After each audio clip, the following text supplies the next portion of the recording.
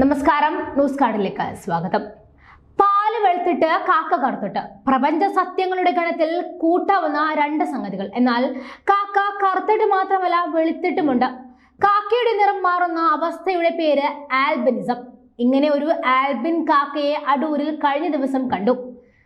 14-ാം മൈലിലെ ഒരു വീടിന്റെ പരിസരത്താണ് വെള്ളക്കാരനെ കണ്ടത്. ചാല സ്വദേശിയും ചാലയിൽ ബോഡി വർക്ക്സ് ഉടമയുമായ രതീഷ് മകളെ സ്കൂളിൽ അയക്കാൻ പോകുന്ന വഴി ഒരു വീടിന്റെ മതിലിൽ ഇരിക്കുന്ന വെള്ളക്കാക്കയെ കണ്ട് അമ്പരന്നു.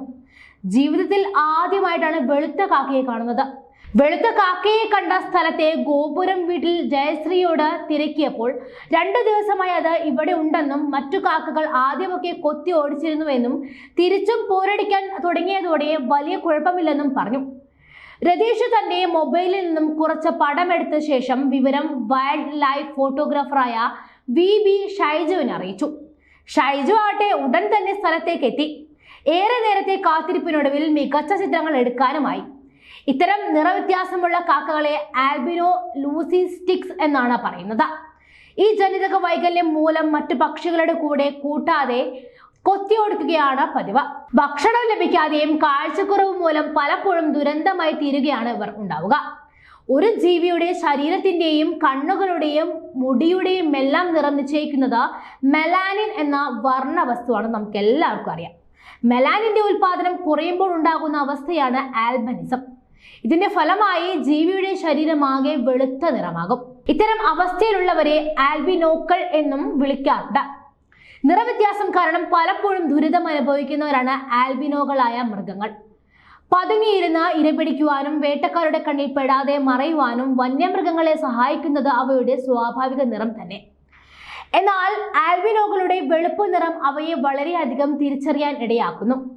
അതോടെ ഭക്ഷണമില്ലാത്ത അവസ്ഥയിലേക്ക് എത്തുന്നത് മാത്രമല്ല, ജീവന്റെ കാര്യവും ഭീഷണി തന്നെ. ഇണയെ കണ്ടെത്തുന്ന കാര്യത്തിലും ആൽബിനോകൾ ബുദ്ധിമുട്ട് അനുഭവിക്കുന്നുണ്ട്. സ്വാഭാവിക ആവാസ വ്യവസ്ഥകളിൽ വളരെ അപൂർവമാണെങ്കിലും പക്ഷികളിൽ കണ്ടുവരുന്ന മറ്റൊരു നിറവൈകല്യമാണ് ആൽബിനിസം. വെളുപ്പ് എന്നർത്ഥം വരുന്ന ആൽബസ് എന്ന ലാറ്റിൻ വാക്കിൽ നിന്നുമാണ് ആൽബിനിസം എന്ന വാക്ക് രൂപപ്പെട്ടത്. വാക്യാർത്ഥം പോലെ തന്നെയാണ് ആൽബിനിസം സംഭവിച്ച പക്ഷികളുടെ അവസ്ഥയും.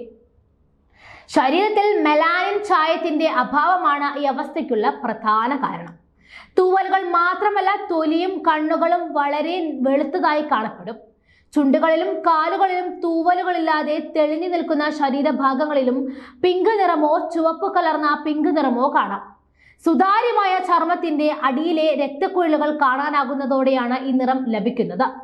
ആൽബിനിസം ബാധിച്ച ജീവികളുടെ കണ്ണുകൾക്ക് ചുവപ്പ് അല്ലെങ്കിൽ പിങ്ക് നിറമായിരിക്കും.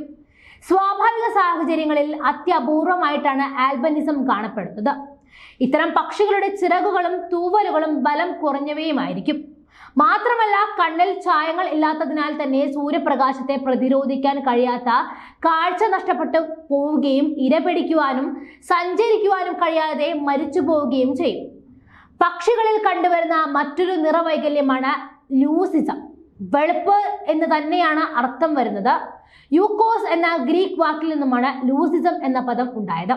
ശരീരത്തിൽ മെലാനിൻ ചായം ഉൽപ്പാദിപ്പിക്കാൻ കഴിവുണ്ടെങ്കിലും പൂർണ്ണമായോ ഭാഗികമായോ ചർമ്മത്തിലും തൂവലുകളിലും നിക്ഷേപിക്കാൻ കഴിയാത്ത അവസ്ഥയാണ് ലൂസിസം. ശരീരത്തിന്റെ തൂവലുകളുടെ ചില ഭാഗങ്ങളിൽ മാത്രമോ ശരീരം മുഴുവനായോ വെളുത്ത് കാണപ്പെടാം.